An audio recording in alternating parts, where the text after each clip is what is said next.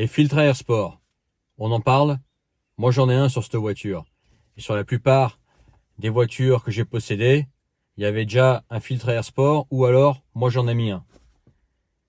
Et est-ce que ça sert vraiment à quelque chose? Est-ce que ça apporte beaucoup un filtre à air sport? Et pourquoi moi j'en mets et pourquoi toi tu pourrais en mettre? Et pourquoi? Ça fait beaucoup de pourquoi, mais c'est pas grave. Bah je pense que les filtres à air sport, ça reste quand même une belle arnaque. Ok? Ça reste quand même une belle arnaque parce que ça promet beaucoup, ça parle beaucoup. On a tous entendu un mec dire ouais, moi j'ai mis un filtre air sport, j'ai gagné 30 chevaux, ou presque, j'exagère à peine.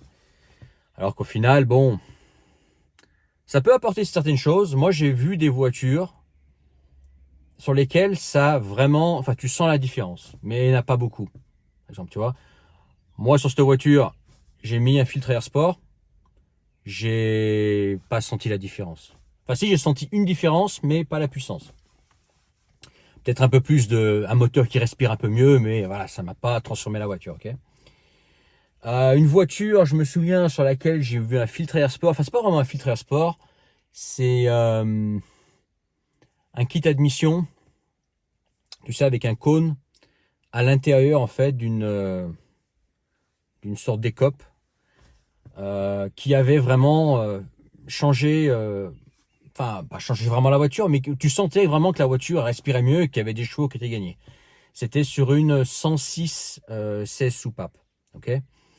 Et là-dessus, on avait à l'époque trouvé que la voiture, elle changeait vraiment bien. Tu la sentais plus rageur, tu sentais qu'il y avait des chevaux, ça reprenait plutôt sur cette voiture. Ok.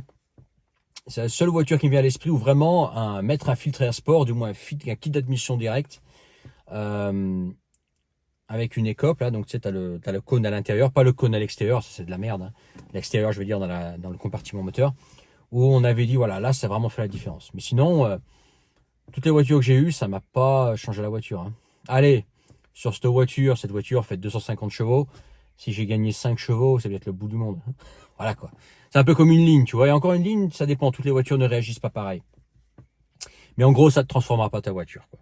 Ok. Tu as différents types de filtres à air sport. Donc celui que tu mets dans la boîte à air d'origine. Tu as ceux qui sont graissés, comme par exemple les KN, j'ai eu des KN, les Green. Et tu as ceux qui sont secs. Ça, c'est mes préférés, comme les Piper Cross. Là-dessus, j'ai un Piper Cross. Et tu as Ram Air qui fait ça aussi. Marque britannique. Donc eux en fait c'est des filtres à air en mousse et il n'y a pas de l'huile à l'intérieur. Moi c'est ce que je préfère pour les moteurs turbo notamment parce que cette huile elle a tendance à être aspirée par ton moteur. Les moteurs turbo en général, enfin les moteurs turbo c'est pas général, c'est toujours comme ça, aspirent beaucoup d'air et cette graisse elle peut se mettre on ne sait pas où et ça peut foutre en l'air ton débitmètre par exemple, tu vois.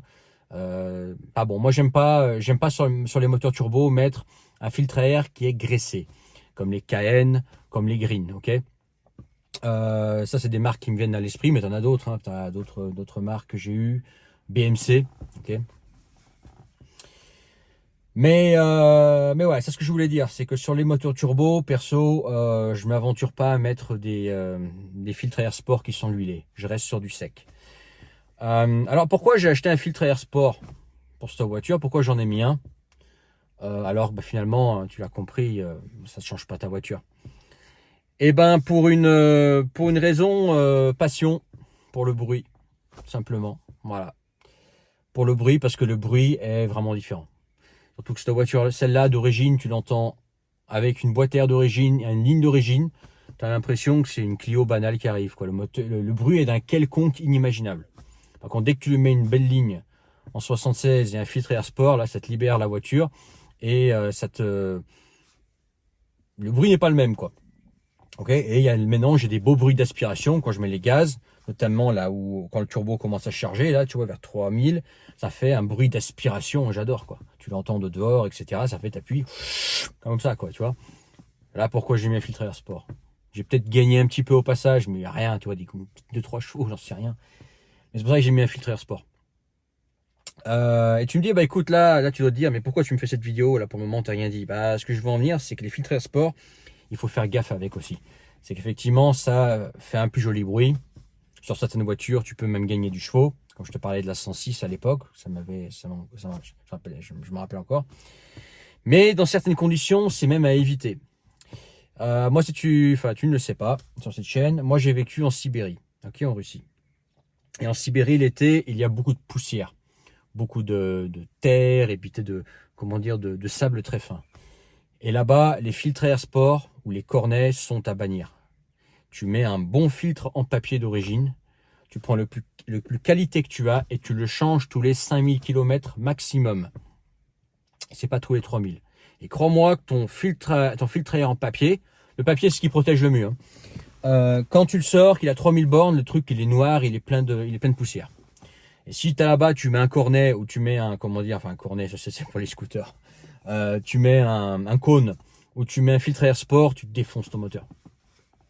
Moi, je me souviens sur mon Evo, j'avais un kit d'admission directe et dessus, en fait, j'avais une protection spéciale sur mon cône, en fait, une espèce de housse qui protège du sable, ok, pour pas que le sable rentre dans le moteur.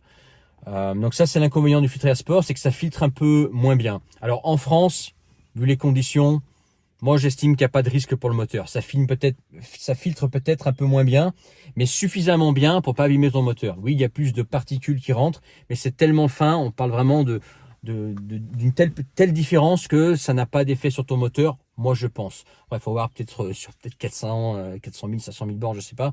Mais en tout cas, moi je pense comme ça. C'est en France, tu peux mettre un filtre air sport ou un cône. Ça filtre suffisamment, ça filtre moins bien, oui. Il y en a qui vont te dire, ouais, les filtres air sport, ça filtre moins bien.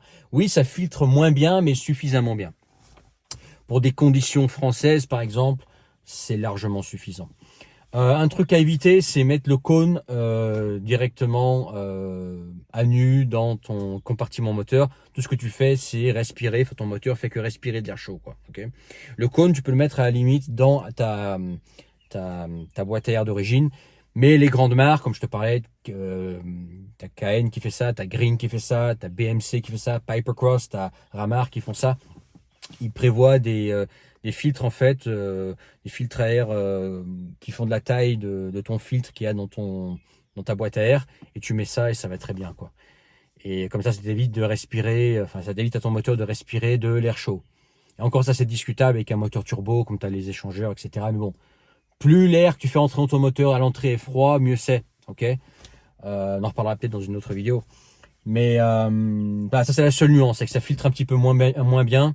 Mais dans les conditions françaises, je vois pas de danger pour ton moteur. Voilà, c'est juste dans certains pays quand c'est très poussiéreux. Par exemple, tu vois, dans le Sahara, je sais pas, en Afrique, je m'aventurerais pas à mettre un filtre à air, tu vois, qui filtre pas trop. Je mettrais un bon truc papier bien costaud. Et puis tous les 3000 bornes, je balance. Ça coûte 10 balles et j'en remets un neuf, quoi, tu vois. Mais voilà, perso, pourquoi moi je mets un filtre air sport. Dis-moi en commentaire pourquoi tu as un filtre air sport sur ta voiture, pourquoi tu en as mis un. Est-ce que c'est juste pour le bruit? Moi je l'avoue, c'est juste pour le bruit parce que ça fait un plus joli bruit, beaucoup plus sportif. J'aime entendre ce bruit d'aspiration, notamment quand ta voiture est reprogrammée. Tu as ce bruit d'aspiration là qui vient quand le turbo charge. J'adore. Voilà, c'est tout. Mais ça m'a pas fait gagner 50 chevaux, loin de là. Ok. Voilà, dis-moi ce que t'en penses. Si tu as trouvé ça intéressant, mets ton pouce. N'oublie pas de t'abonner à cette chaîne qui est toute nouvelle. Cette chaîne, au moment où je fais cette vidéo, elle a 3 ou 4 jours. Et puis, bienvenue sur la chaîne. Commente en bas. Dis-moi ce que tu penses des filtres air sport. Est-ce que tu penses que toi, ça t'a fait gagner beaucoup de chevaux, ou ça t'a fait gagner de la reprise, ou exprime le truc comme tu veux. Ou au contraire, tu penses que c'est une grosse arnaque, que les filtres air sport, ça sert à rien. Toi, tu es monsieur filtre papier. Et c'est vrai que c'est plus safe, on va dire. Ou est-ce que comme moi, tu mets un filtre air sport simplement parce que le bruit devient beaucoup plus sportif. Voilà. Dis-moi en commentaire et je te dis à bientôt pour une autre vidéo.